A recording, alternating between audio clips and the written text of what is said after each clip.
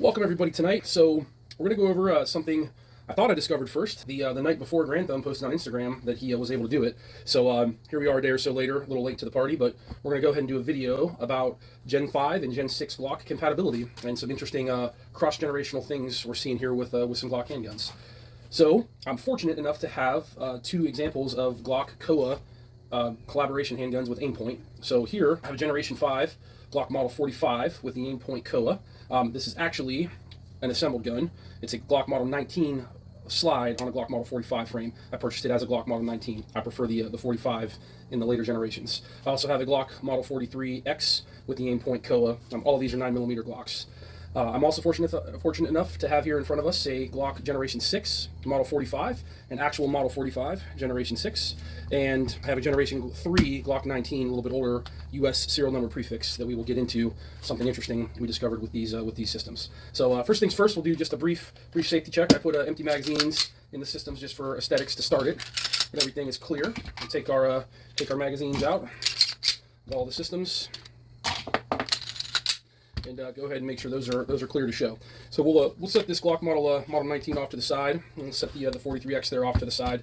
Very interesting little comparison though. The COA on the Glock Model 45 and 19 has a perfect fit on the slide there, whereas the 43X still looks pretty good. Just a little bit of hangover on the side, but it's a great optic. My current favorite pistol optic. I think it's better than the Acro P2, of course. Enclosed from a reputable company. Passed the drop tests that need to be passed, and it's very popular to the point that it's very rare and hard to get civilian sales wise. So at any rate, that's a little example there, the Aimpoint COA 3.25 MOA dot. It's a great pistol dot. So we'll leave these off to the side. So we have here our Gen 5 and our Gen 6 Glock Model 45s. Very similar setups. Just real brief, this one just has an RMR riding on the new Glock non-MOS, but their new low-cut style spacer with the polymer spacer. Still the factory plastics with a Streamlight TLR1 HLX light on there. Factory trigger, factory everything else, no magwell, just a Gen 6 system. Next we have Generation 5. This one's a little bit more, this has been kind of my primary gun. This one's a little bit more set up. I have a Glock Performance trigger dropped into this system, an SLR Rifleworks magwell, and the same light, the TLR7 HLX. And this also has the XS night sights that go in and they bolt on. The thing with the COA, it uses the rear sight uses the rear iron sight to bolt the optic down onto the slide. So this has the XS night sights to add to that capability. So a little bit more of a tricked out setup there. So when you read online or you see everything, you hear that the Generation 5s and Generation 6s aren't compatible, and there is some truth to that. But we'll start off by showing some differences in the slides here. So with our basic field strip. So Generation 6 obviously has the flat spring, which we saw in the Generations 1 through 3 on the Glocks, whereas the Generation 5 has the dual captured recoil spring that we saw in the Generation 4s and Generation 5s. So if I were to take a factory Generation 5 slide and take a Generation 6 frame, and I were to try to install that, I would not be able to make that happen due to a couple things. But first of all being this portion of the recoil spring not interacting with the portion of the frame here on the Generation 6. So we'll come back to that. We'll go ahead and remove this. We'll go ahead and remove this recoil spring. Next, we have the Generation 6 slide. If I were to take that and try to align that on the Generation 5 frame, it will begin to slide and the rails will bite, but it gets all the way back here, and it does latch over the Generation 5 frame, and it does appear to reset the trigger and work. Haven't test fired this setup, but it does appear to line up. But that's a Generation 6 slide on a Generation 5 frame. No change of backplate, and you can see the backplate does appear to line up pretty well. And obviously, there's no interference on the inside of the frame. Disassembly very easily accomplished. So there is some modularity backwards from 6 to 5. But we saw trying to put the 5 onto the 6, that being a difficult thing to do. Another difference to be noted here, we'll go ahead and spoil one surprise here. Something I found of note. We'll go ahead and disassemble this Generation 3 Glock Model 19. This is a US prefixed Generation 3 pistol, so quite old.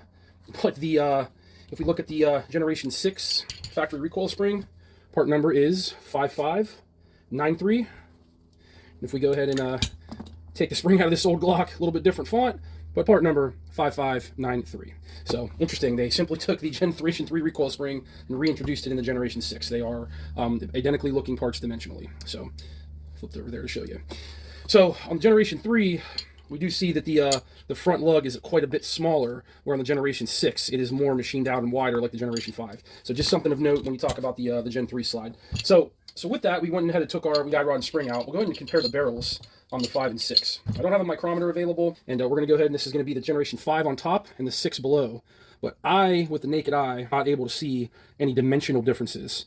The cutouts on the lug there appear the same. There's a slight, you can see a slight difference in the crown. It's the only visible difference I can tell. But all of the machining, all of the angles that I can see visible, the feed ramps, the angles with the machining on the barrels does appear to be identical on the exterior. The only markings difference is actually the 5 and the 6, other than the serial numbers on the top of the barrels. So we'll set the 6 with the 6 and the 5 with the 5 for now.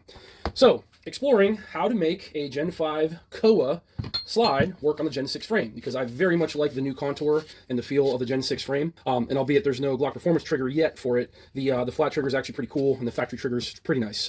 I'll just show you something when it's back reassembled, a little bit of difference between it and the Gen 5. So there are slight differences on the frames.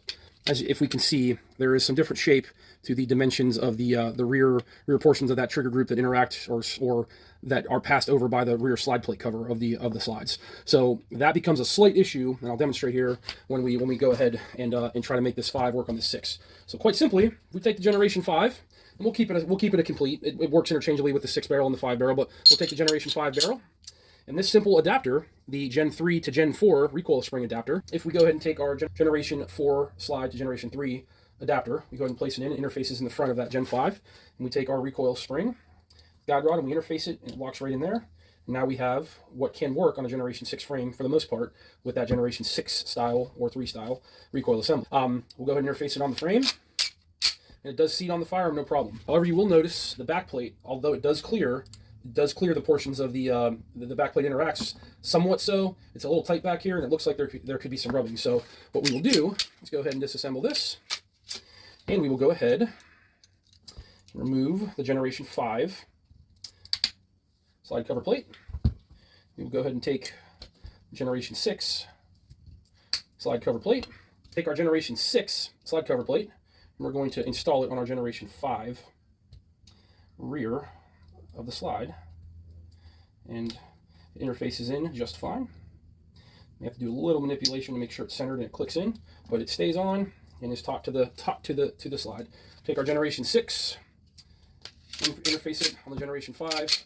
As you see now on the back, it interacts, lines up fine, no real gaps, and you now have a Generation 5 slide on a Generation 6 frame, allowing you to use the Aimpoint COA. So this is a pretty cool setup. Probably going to be a little while before we see the Gen 6 COA pistols. They were shown by Glock at SHOT Show, but it's probably going to be a little while before we see those widely available. So in the meantime, I'm very happy using the Generation 6 frame with the Generation 5 slide. Be very happy if a Glock Performance trigger would come available. That's really the only benefit to the Gen 5. Even though I have larger hands, I just really do prefer this Generation 6. It has a feel of more almost like a PDP or a VP9, whereas you do kind of get the traditional Glock brick, which still love Glocks. Nothing wrong with the previous generations, but it appears they haven't lost the reliability. I've tested out this configuration with a little over 200 rounds in the last 2 days, and not a single malfunction. Runs like a Glock. I will note one thing with the Generation 6 trigger, that if you're really a trigger snob, we'll use the 43X trigger. This is a good example of a factory Generation 5 style trigger. But when we press I'm gonna come over here. When we press that trigger, we find our wall a little bit earlier. We find our wall pretty reasonably into the pull, and it is a pretty quick release to the striker from the wall. There's not a lot of mush.